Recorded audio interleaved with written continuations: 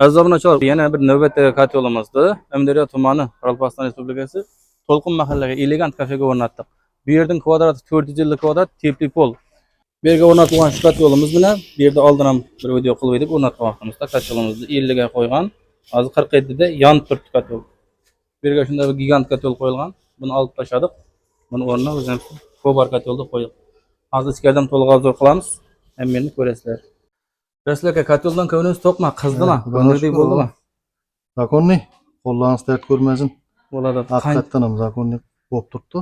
Endi yolg'on gap yo'q. Oxada u Evvel qancha ko'mir ketyaptir edi. Hozir bizning katyoldan necha so'mlik ketyapti.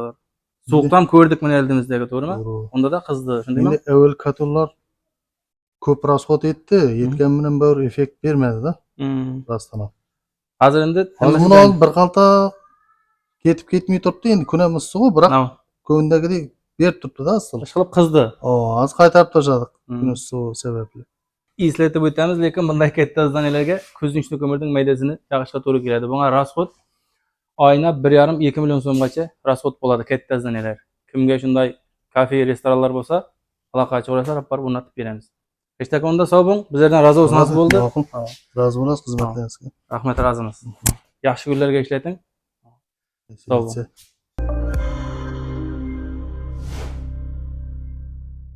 Navbatda katyollarni ko'rib o'tibmiz. Bu Qoraqalpog'iston Respublikasi Ömderiya tumani Qaraman mahallaga o'zlarimizning ochig'i o'rnatgan katyolimiz Rahmatjonamizning uyine. Hop, katyol hozir 150 kvadrat joy bo'lib turibdi buni. O'zimizning Angren qora ko'mirdim 300 so'mlik untasi bilan qizib turibdi. Qizib turibdi Rahmatjonam. Voy, dahshat. Issiqligidim yaxshi.